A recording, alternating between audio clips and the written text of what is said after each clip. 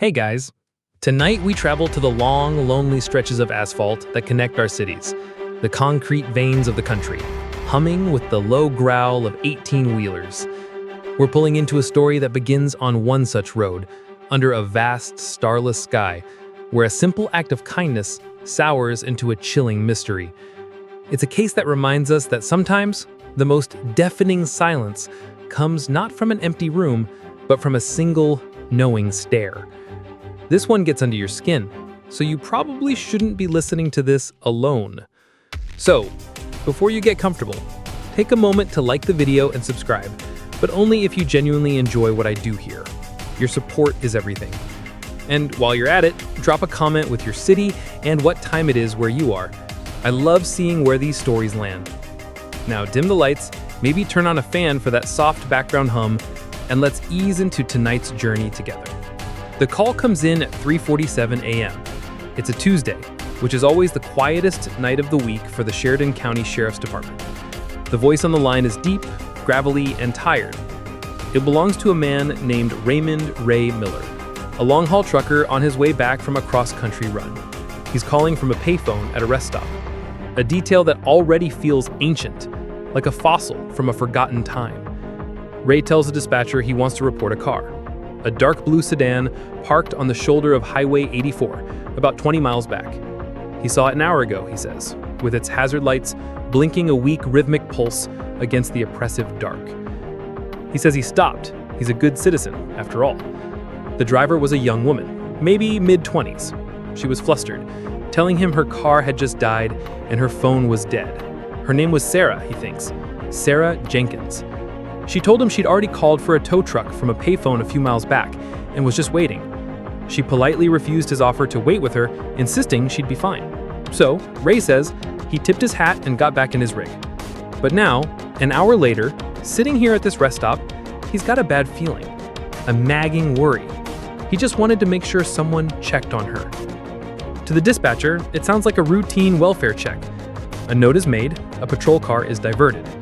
But when Deputy Miller, no relation to the trucker, arrives at mile marker 112, he finds the blue sedan exactly as described. The hazard lights have finally given up, leaving the car a dark, inert shape against the pale gravel. But there's no woman, no Sarah Jenkins. The car is unlocked, the driver's side door is slightly ajar. Her purse is on the passenger seat, wallet and ID still inside. On the dashboard, gleaming under the deputy's flashlight, sits a single, pristine white cotton glove. It's an odd detail.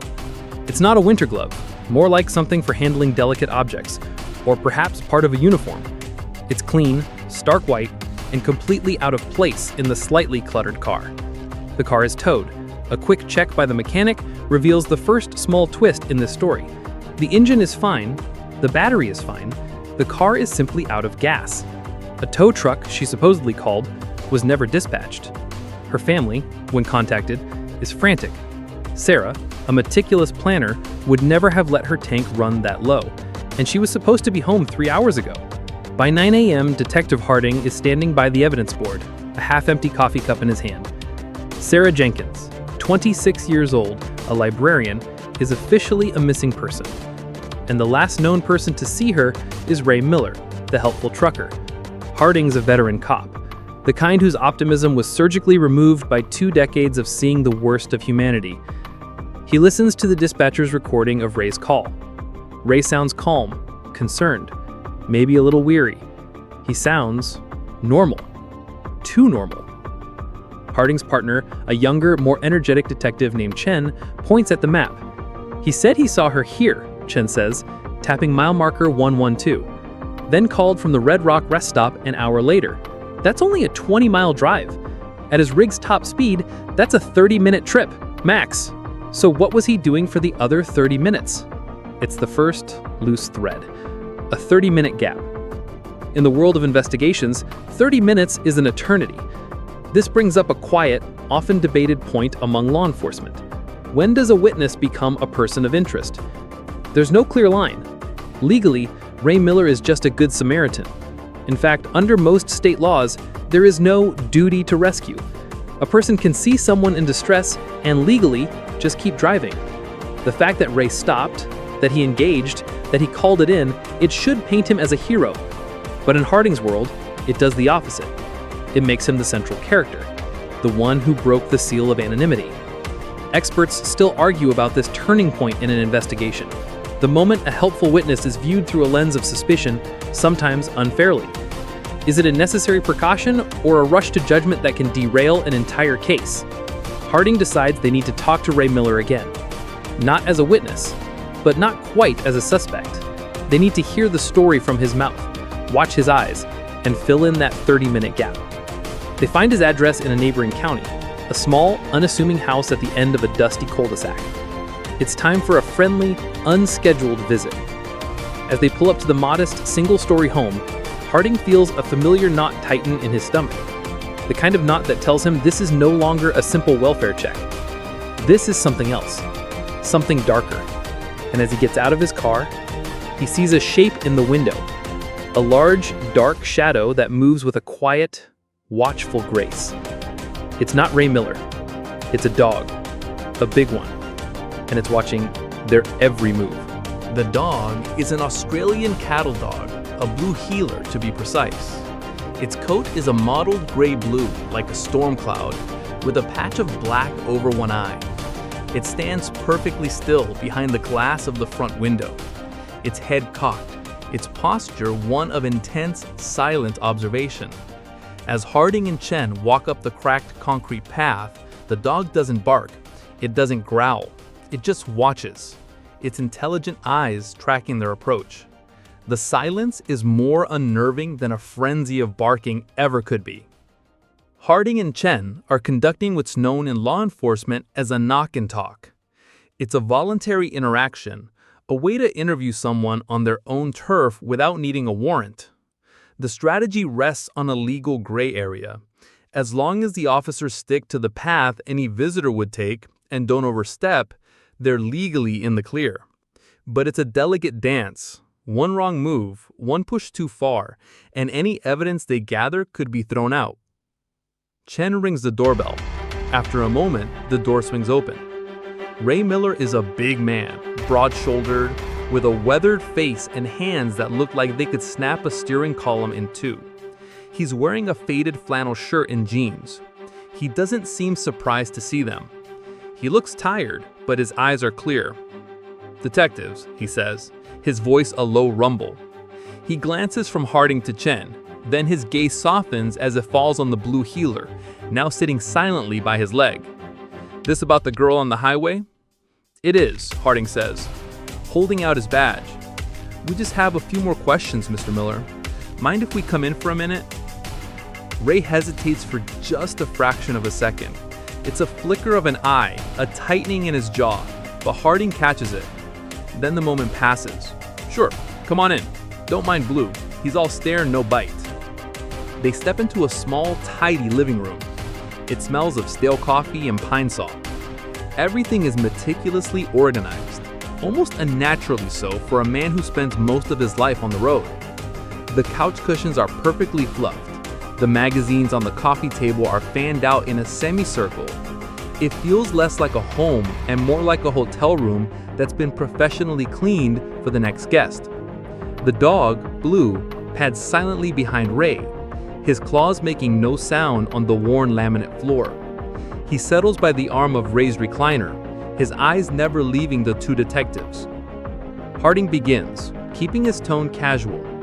"Mr. Miller, you said you talked to Sarah Jenkins for a few minutes. Can you walk us through that conversation again?" Ray recounts the story. It's almost identical to his call with the dispatcher. The dead car, the dead phone, Sarah's polite refusal of help. He uses the exact same phrases. "Her car had just died, seemed a bit flustered, I tipped my hat." It's a script, a well-rehearsed, polished script. The first ironic twist of the day. In his effort to seem consistent and helpful, Ray sounds manufactured. While Ray talks, Harding's eyes roam the room. He notes the sparse decorations, the photo of a younger Ray on a fishing boat, the collection of shot glasses on a shelf. Then his eyes land on Ray's work boots, tucked beside the recliner. There's a small dark reddish-brown smear on the side of the right boot sole. It could be dirt, It could be grease. It could be anything. As Ray finishes his sentence, he sees Harding looking.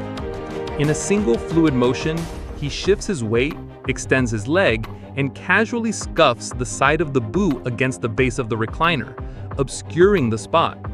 The movement is too smooth, too intentional. Chan picks up the questioning, focusing on the timeline. So you left around mile marker 112 around 2:30 a.m., and you called us from the Red Rock rest stop at 3:47 a.m. That's a 20-mile drive. What were you doing for that extra half hour, Mr. Miller? He doesn't blink. Had to check my load. The straps felt a little loose over that last bumpy stretch. Pulled over a few miles down the road. Tightened everything up. Safety first, you know? It's a perfect explanation. Plausible, responsible, and utterly impossible to disprove. As Chen presses for details, Harding finds his attention drawn back to the dog. Blue hasn't moved. He just sits there, a silent, furry statue. Harding is a dog person, always has been. He extends a hand slowly, palm down, a universal sign of friendship. Blue doesn't react. He doesn't sniff the hand. He doesn't recoil. He doesn't even blink. His gaze remains fixed, not on Harding's hand, but on his owner's face. It's an unwavering, almost worshipful focus. And yet, it feels wrong. This brings Harding to a constant, unresolved debate in criminal justice: the role of animal behavior in establishing probable cause. Can a dog's reaction, or lack thereof, be considered evidence? Most courts say no. The risk of anthropomorphism, of projecting human emotions and motives onto an animal, is too high. There's a famous clever hands effect, where an animal is proven to be responding to its owner's unconscious cues rather than any objective fact. A dog might growl at a police officer simply because it senses its owner's anxiety, not because the officer is a threat or the owner is guilty. So legally, Blue's strange stillness means nothing. But to Harding's gut, it means everything. You want some coffee? Ray asks, standing up abruptly, as if to want to end the conversation. The second ironic moment. A gesture of hospitality that feels more like a tactic of evasion. Sure, Harding says, wanting to prolong the visit. Ray walks into the adjoining kitchenette. Blue gets up and follows, a perfect shadow. Harding and Chen exchange a look. They hear the clinking of ceramic. Ray returns with 3 mugs. 2 are faded brown diner-style mugs, clearly a match set. The third, which he hands to Harding, is starkly different. It's a bright, cheerful white mug with a delicate painting of lavender sprigs on the side. It looks brand new. It looks feminine. It's the second anomalous detail after the pristine white glove in Sarah's car. It's a splash of color in a relentlessly monochrome world. It doesn't belong. Harding holds the mug, the ceramic warm against his fingers. He looks from the lavender sprigs to Ray's calloused hands, then to the silent and watchful dog. The pieces don't fit. The perfectly rehearsed story, the scuffed boot, the 30-minute gap, and now this mug. They leave a few minutes later, coffee untouched. As they walk back to their car, Harding glances back at the house. In the window, Blue is there again, watching them go. His stare isn't protective. It isn't aggressive. Harding finally puts a name to it. It's the stare of a sentry, a guardian. But what exactly is he guarding? Back in the car, the silence is thick. Chan is the first to speak. The guy's lying. I don't know about what, but he's lying. He's not just lying, he's performing, Harding says, steering the car away from the quiet cul-de-sac. That whole routine was rehearsed. The story, the answers, even that little scuff of his boot. He knew we were looking at it. He pictures the reddish-brown smear. He pictures the pristine white glove from Sarah's car, the cheerful lavender mug in Ray's kitchen. And that dog watches him like a hawk waiting for a command. This is a classic investigatory juncture. They have a collection of oddities, a series of behavioral red flags, but nothing concrete, nothing that would get them a warrant. This is where the concept of a pretextual visit comes into play. It's a well-known police tactic. Officers develop a suspicion about a person for one crime, but lack the evidence to pursue it. So they find a legitimate, unrelated reason, a minor traffic violation, a friendly follow-up question, to re-engage the suspect, hoping the person will make a mistake, or that they'll spot something in plain view. It's a legally controversial tool, but effective. Harding needs a pretext to go back. "We need to show him a photo of Sarah," Harding says, the idea solidifying in his mind. Officially, just to confirm it's the same woman he saw on the highway, we'll get a fresh photo from her parents. Chen nods, understanding the play. And unofficially, we get another look. We see how he reacts when he's confronted with her face. An hour later, they're back on Ray Miller's doorstep. A clear 4x6 photo of a smiling Sarah Jenkins in Harding's jacket pocket. This time, when Ray opens the door, there's a flicker of annoyance in his eyes. The mask of the helpful citizen is starting to slip. "Detectives, forget something?" he asks. His tone is a little sharper than before. Blue is there again, a silent gray-blue shadow at his side. "Just one last thing, Mr. Miller. We won't take much of your time," Harding says, his voice professionally placid. "We just need you to look at this photo. We need to be absolutely certain this is the woman you assisted on Highway 84. He pulls the photo from his pocket and holds it out. It's a sunny picture, taken at a family barbecue. Sarah's laughing, her head tilted back, sunlight catching in her brown hair. She looks vibrant, happy, alive. Ray takes the photo. His large, rough hand dwarfs the small rectangle of glossy paper. He looks at it for a long, quiet moment. The air in the room is heavy, still. Harding watches his face. Chen watches his hands. Blue watches everything. Ray's expression is a perfect mask of concentration. He squints slightly, as if trying to recall a fuzzy detail. "It was dark out there," he says slowly, his voice a low, careful rumble. "She looks familiar, yeah. It could be her, but to be honest with you, I can't be 100% sure." He hands the photo back to Harding. It's the perfect non-committal answer. He's not saying it isn't her, but he's introducing just enough doubt to distance himself. It's a smart lie, a lawyer's lie. And then it happens. At the exact moment the words "I can't be 100% sure" leave Ray's lips, the dog moves. It's not a big movement. It's not a bark or a whine or a growl. Blue, who has been fixated on his owner's face, slowly, deliberately turns his head. He turns his head 90 degrees to his left and stares. He stares with an unnerving, laser-like intensity at a section of the living room wall, about 5 feet away. A blank, empty section of wall. It's the second twist, more subtle and chilling than the first. The focus of the room shifts from the man to the dog, and from the dog to a patch of beige paint. Harding follows Blue's gaze. At first, he sees nothing, just a wall. But then he looks closer. The light from the window hits it at just the right angle, and he sees it. A large, square patch, maybe 3 feet by 3 feet. The paint is a fraction of a shade lighter than the rest of the wall. The difference is almost imperceptible. And the texture is wrong. Where the rest of the wall has a faint, uniform stipple from a paint roller, this patch is smooth, almost glassy in places. It's a bad patch job, a rushed patch job. This is where the legal debate gets even murkier. Can an animal stare at an inanimate object contribute to the totality of circumstances needed for a warrant? Courts have occasionally allowed a trained drug dog's alert as probable cause, but Blue isn't a trained police canine. He's a pet, and he's not alerting in any recognized way. He's just staring.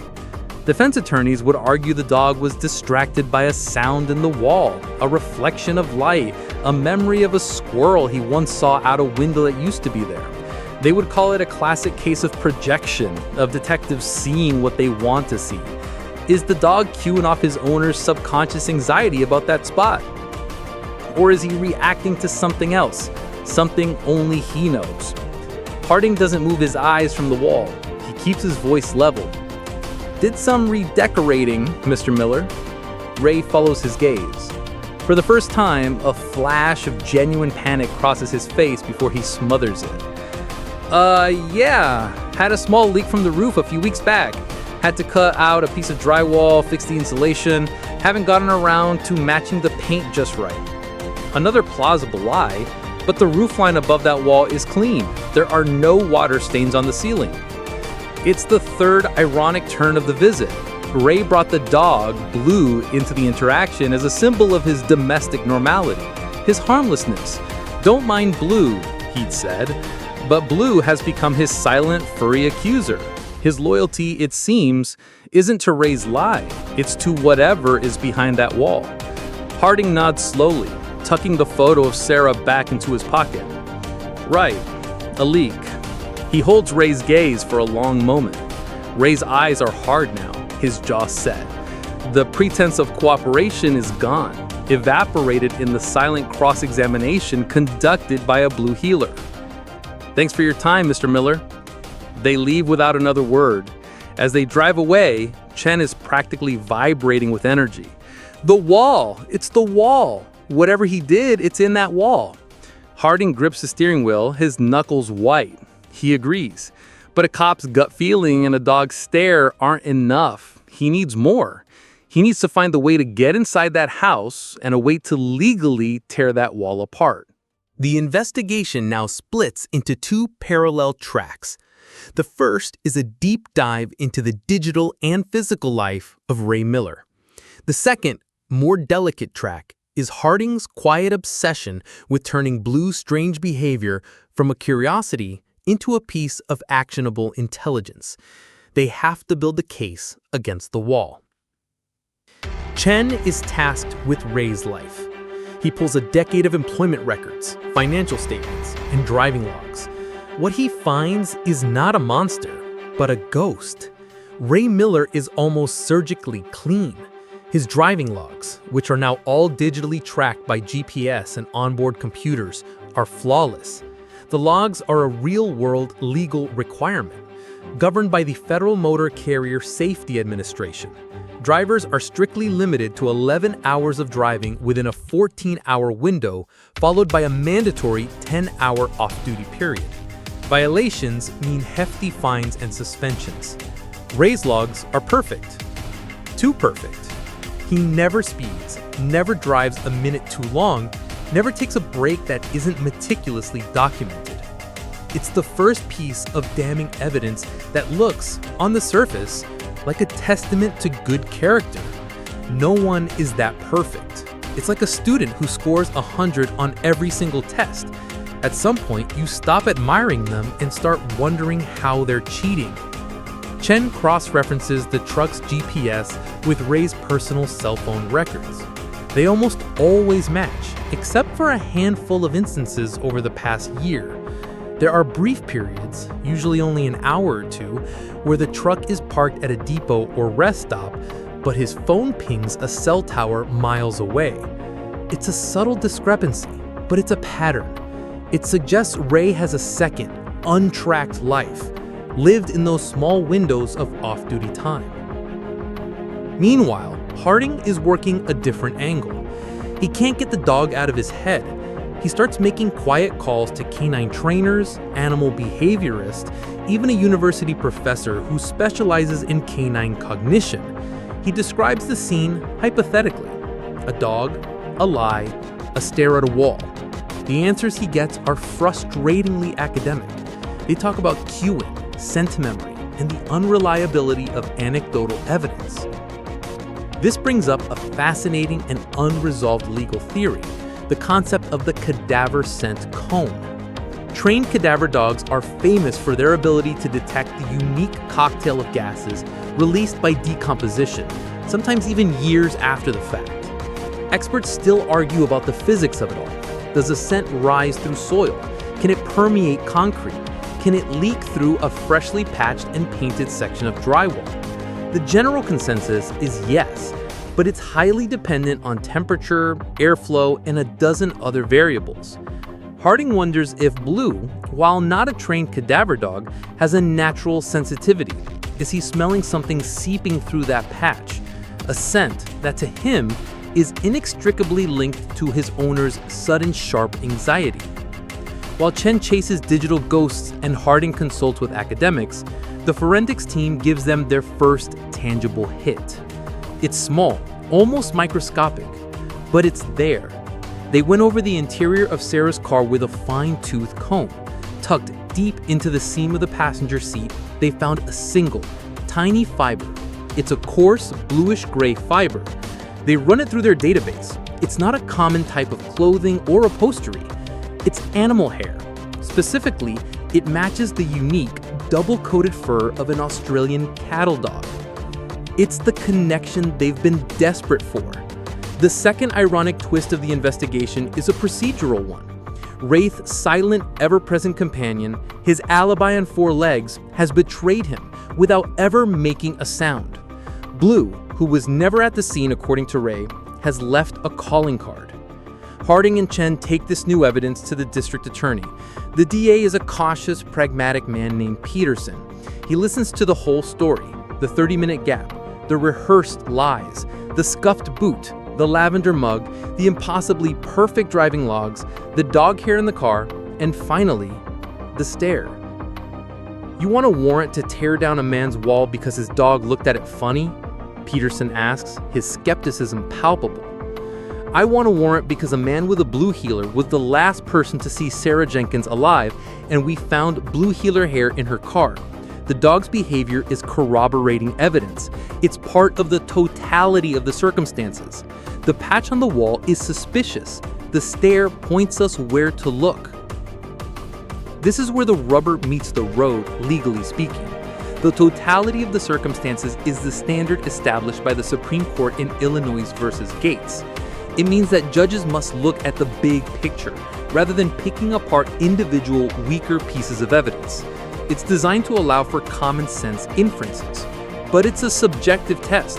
One judge might see a compelling narrative of guilt, while another sees a series of unfortunate coincidences. Peterson is on the fence. It's thin Harding. A defense attorney will shred this. They'll say the hair could have gotten on her clothes from anywhere, that she petted a similar dog at a park a week ago, and they'll crucify you for using the dog stare. Let them try, Harding says, his voice low and steady. We're not just talking about a missing person anymore. We're talking about a librarian who disappeared, leaving behind a pristine white cotton glove. You know who wears gloves like that? People in archives, people who handle old, delicate things, people who need to be meticulous. He pauses, letting the image hang in the air. Like Ray, with his perfect logs and his perfectly clean house. They're two sides of the same coin. It's a leap of intuition, a storyteller's flourish. But it works. The odd, out-of-place detail of the glove suddenly seems less random. Peterson stares at the file, at the smiling face of Sarah Jenkins. The third ironic twist of the investigation is a procedural one. The flimsy, almost laughable evidence of the dog stare might be the very thing that pushes the DA to take a risk. It's the detail that makes the story feel complete, that elevates a series of suspicious facts into a coherent theory of the crime. All right, Harding, Peterson says, finally closing the file. But if you tear that wall down and all you find is a dead raccoon, you're buying me a new wall and a very expensive bottle of scotch. Getting the warrant is one thing. Serving it is another. The decision is made to execute a no-knock entry. This is one of the most controversial tactics in modern policing. A no-knock warrant allows law enforcement to enter a property without first knocking and announcing their presence.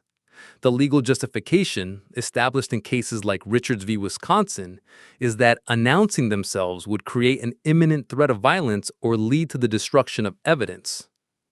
It's a high-risk maneuver for both the officers and the occupants. In this case, the justification is twofold.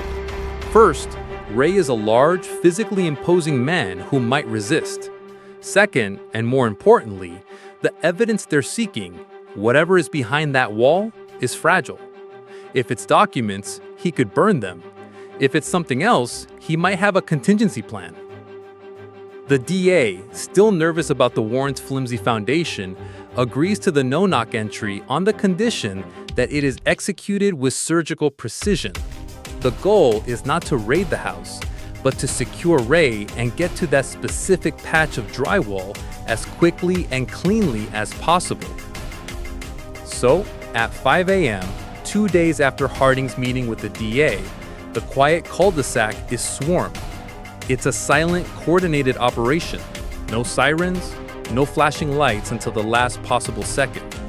A team of 6 officers, clad in tactical gear, moves like shadows across the manicured lawn. Harding and Chen are right behind them. Their role not to breach, but to observe and direct. Harding's heart pounds against his ribs, a frantic drumbeat against the pre-dawn quiet. He staked his reputation on a dog's stare. The breach is loud and violent, a stark contrast to the preceding silence. A battering ram splinters the front door, and the team floods into the small house, shouting, "Police! Warrant!" The first officer inside almost trips over Blue. The dog is not by the door, not in the living room. He's lying on a small rug in the hallway, as if he'd been waiting. He doesn't bark or lunge. As the heavily armed officers pour in, Blue simply stands up, shakes himself once, and trots into the master bedroom where a disoriented Ray Miller is just sitting up in bed. It's an almost comical moment of anticlimax. The dog, the supposed guardian, shows zero aggression, a fact that would later be debated endlessly. Was his passivity a sign of his gentle nature, or was it the trained response of an animal accustomed to his owner being confronted by authority? Ray is secured without a fight. He's dazed, angry, but compliant. He's cuffed and led into the living room, where he's sat down on his own perfectly fluffed couch. He sees Harding and a look of pure, cold hatred settles on his face. "You've got no right," he spits. "We've got a warrant, Ray," Harding says calmly, holding up the paper. While Chen begins reading Ray his Miranda rights, Harding walks over to the wall. It looks different now, under the harsh glare of tactical flashlights. The patch seems more obvious, the paint the shade paler, and the smooth surface an ugly scar on the textured wall. A forensic technician comes forward with a utility knife and a small pry bar. This moment is a legal linchpin. The search must be confined to the scope of the warrant.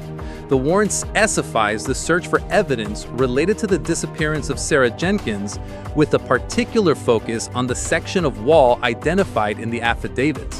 If they start tearing apart other walls or rummaging through drawers without separate cause, the entire search could be invalidated under the fruit of the poisonous tree doctrine. Every cut, every piece of debris has to be methodical. The technician makes the first cut. The blade slices into the drywall with a soft grating sound. Ray watches from the couch, his face a stony mask, but his eyes are locked on the wall. Blue sits at his feet, but he's not watching the wall anymore. He's watching Ray. His head is cocked, his brow furrowed, as if trying to understand the source of his master's distress. The first ironic twist, the dog, whose stare initiated this whole sequence, now seems utterly indifferent to the wall itself, focusing only on the man. The technician cuts a neat square following the faint outline of the patch. He pries one corner loose. The piece of drywall comes away with a low tearing sound, revealing the dark space between the studs. Everyone leans in. The air is thick with anticipation. They expect the worst, a smell, a shape, the grim discovery that will end the search for Sarah Jenkins. But there's nothing. Or rather, there is something, but it's not what they expected. Tucked neatly between the wooden studs, insulated by pink fiberglass, is a small, weathered leather duffel bag. It zips shut. No smell, no sign of human remains. It's just a bag. Ray feels a knot of disappointment tighten in his gut. Peterson's voice echoes in his head. "If all you find is a dead raccoon." The technician, wearing gloves, carefully eases the bag out of the wall. He places it on a sterile tarp laid out on the floor. The room is silent, save for the hum of the refrigerator and Ray's heavy breathing. The technician slowly pulls the zipper. Inside is not a weapon, not drugs, not evidence of a violent crime. It's a collection of objects. A woman's wallet containing Sarah Jenkins' ID and credit cards, a set of car keys, a cell phone with a cracked screen, and a single, pristine white cotton glove, a perfect match for the one found in her car. And tucked at the very bottom, a bundle of letters tied with a simple ribbon and a handful of old sepia-toned photographs. It's the second twist of the morning. They haven't found the body, they found a life. A curated collection of Sarah's most essential possessions. This isn't the chaotic disposal of evidence after a murder. This is something else, something more personal, something that feels almost like a shrine. Ray sees the bag's contents and something inside him breaks. He lets out a long, shuddering breath. It's not a sound of guilt, but of resignation. The fight goes out of him. He looks at Harding, and for the first time, there's not hatred in his eyes, but a deep, bottomless well of desperation. "She's not dead," he says, his voice barely a whisper. "I didn't kill her." The final irony of the raid is the most profound. The no-knock warrant, a tool of overwhelming force designed to catch a violent criminal in the act, has instead uncovered a scene of quiet, meticulous preservation. They came expecting to find an ending, but instead they found a new, more complicated beginning to a different story. And Ray Miller, the man they thought was a killer, is about to offer them a brand new lie. The interrogation room is a sterile box, painted a shade of beige designed to be calming, but which only feels oppressive. Ray Miller sits at the metal table, the anger he showed at his house replaced by a heavy, bone-deep weariness. The discovery of the duffel bag has changed the entire dynamic of the case. They didn't find evidence of a homicide. They found evidence of a theft, a kidnapping, or something stranger. This is a critical moment where police procedure dictates a fresh start. Even though Ray was read his rights at the house, Harding begins the interview by reading them again. This is a practice known as re-Mirandizing, often used when there's a significant break in time or a change in the nature of the interrogation. It's a procedural safeguard to ensure that any confession or statement is voluntary and admissible in court, preventing a defense attorney from later claiming the suspect felt the initial warning had expired. "I didn't kill her," Ray repeats, his voice flat. He looks at Harding, now with the eyes of a hardened criminal, but with the pleading gaze of a man caught in a lie he can no longer sustain. "It wasn't supposed to go like this." He begins to talk, and what comes out is a new story, a second narrative designed to replace the first one. It's a masterful pivot. He abandons the lie that he barely knew Sarah and replaces it with a more elaborate, more sympathetic one. He claims they had been seeing each other secretly for months. He says Sarah was unhappy, that she felt trapped in her life, and that she wanted to disappear. The encounter on the highway he now claims was a prearranged rendezvous. "She wanted to run away," Ray says, his voice gaining a bit of strength. "Start over somewhere new. She packed a small bag. That bag. I was supposed to take her with me. We were gonna go to Oregon. She was gonna leave her car, make it look like she vanished." It's a plausible story. It neatly explains away all the inconvenient facts. The 30-minute gap? That was them transferring her things and saying their goodbyes to her old life. The dog hair in the car? It got there when he helped her with her bag. The patch wall? He admits he hid the bag there in a moment of panic after he heard a news report that she'd been officially listed as a missing person. He got scared. He knew how it would look. The first ironic twist of this new narrative is its sheer plausibility. People stage their own disappearances. It's a real, documented phenomenon, sometimes referred to as pseudocide. Legally, it's not a crime for an adult to simply walk away from their life. But the fallout, the wasted police resources, the emotional trauma to family is immense. Ray's story turns him from a predator into a misguided accomplice, a clumsy romantic. Harding listens, his face unreadable. He's seen this tactic before. It's the second lie defense. When your first lie is exposed, you don't confess to the truth, You invent a second, more complex lie that incorporates the newly discovered evidence. It's a way of saying, okay, you caught me in a lie, but that was only because I was trying to protect the real story, which is this. While Ray talks, Harding's mind goes to the odd details. The lavender mug, the sepia-toned photographs in the duffel bag. They look old, like family heirlooms. He asks Ray about them. They were her grandmother's, Ray says, without missing a beat. She wanted to take them with her, the most important things.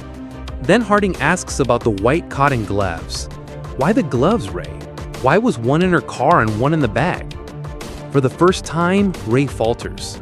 A flicker of confusion crosses his face. Gloves? I don't know anything about any gloves. It's a small crack in the facade of his new detailed story. It's an improved detail he hasn't had time to incorporate. This brings up a persistent debate among criminal profilers. Is it more telling when a suspect's story is vague or when it's overly detailed?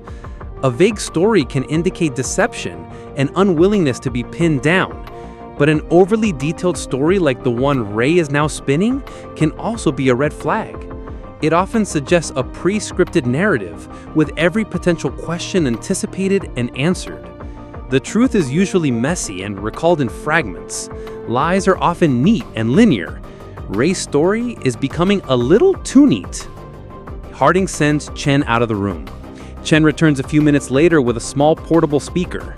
He places it on the table and presses a button. The sound that fills the small room is not a voice, but the soft, rhythmic panting of a dog.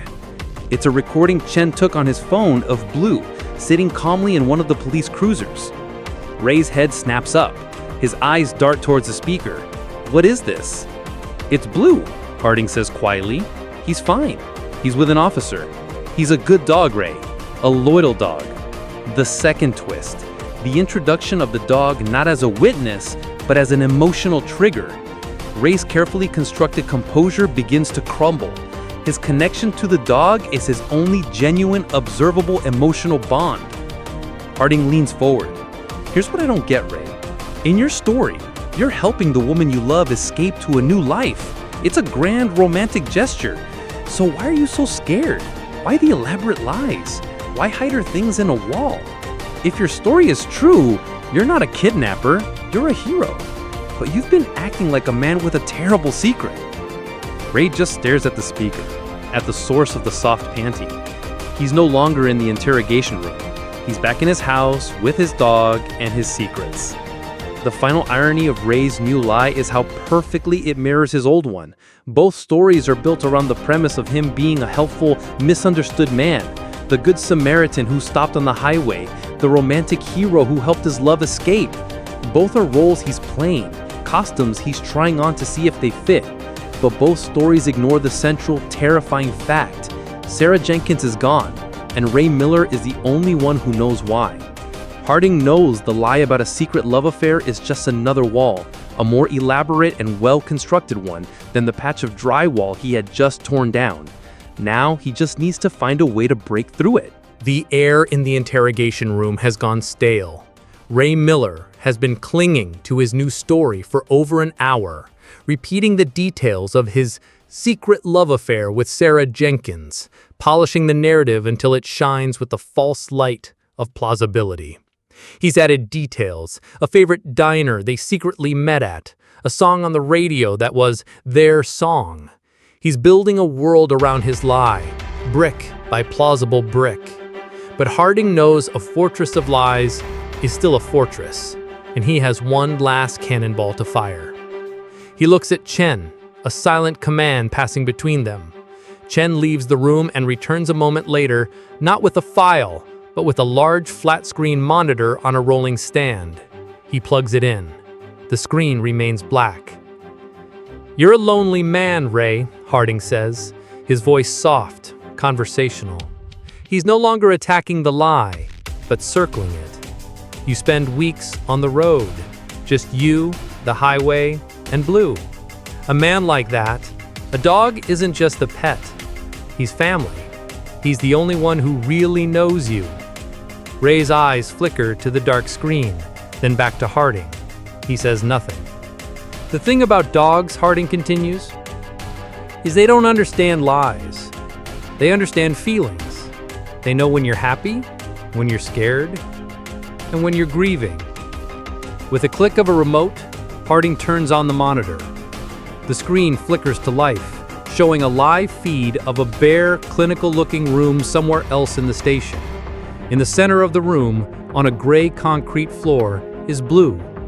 He's sitting patiently, his head up, ears alert, looking just off camera, presumably at the officer handling him. The first twist is the sheer audacity of the move.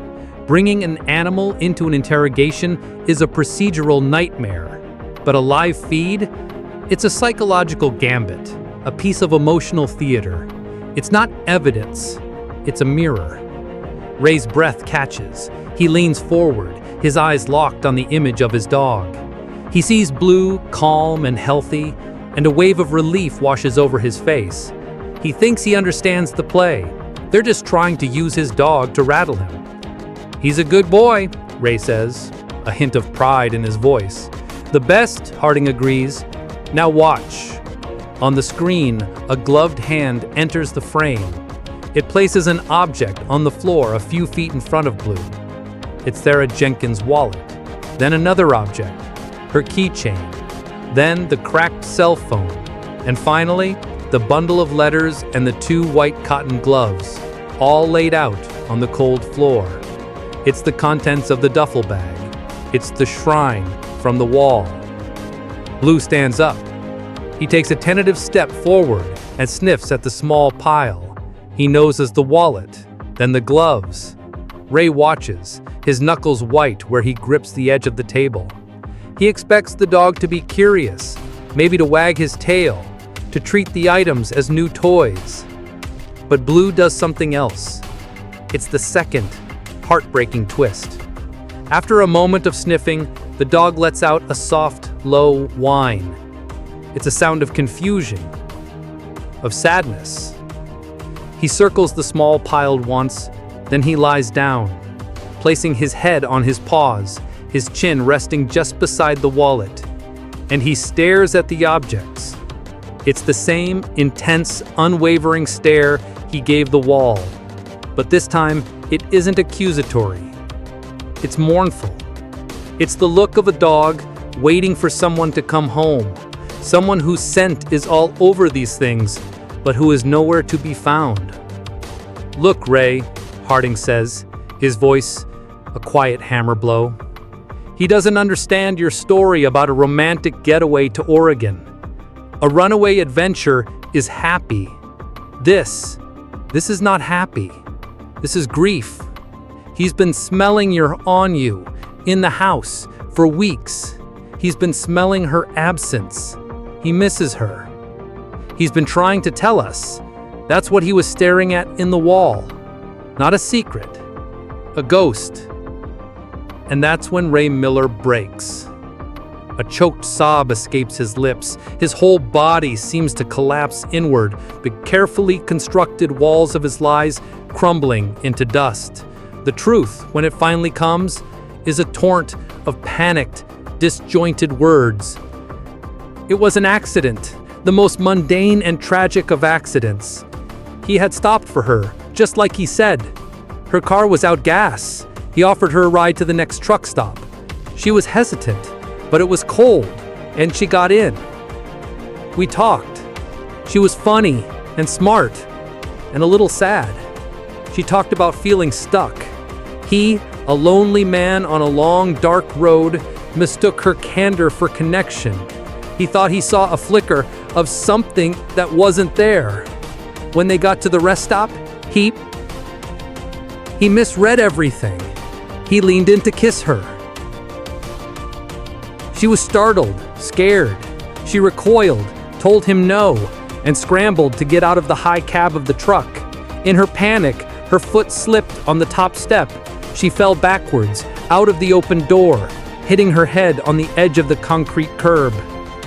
There was no sound, just a sickening thud. She was gone. Instantly. He panicked. A trucker, a dead girl, a deserted rest stop at 3 a.m. He knew how it would look, so he made a series of terrible, life-altering decisions.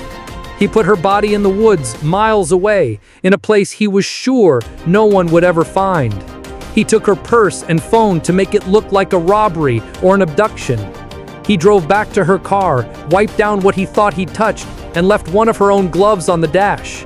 A meaningless detail meant to confuse.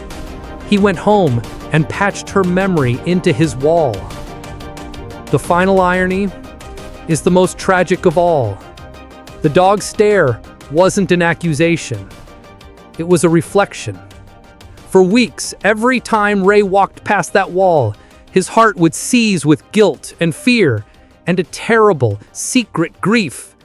And Blue, his loyal, sensitive companion, simply mirrored the emotion his master was projecting onto that spot. The dog wasn't a detective. He was an emotional echo. The confession spills out, and the room falls silent.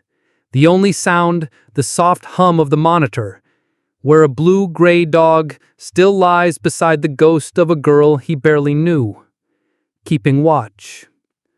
The case of the trucker's lie is over.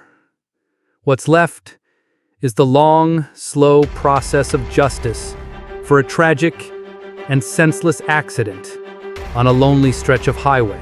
And so, the frantic energy of the investigation fades into the quiet, somber reality of the truth.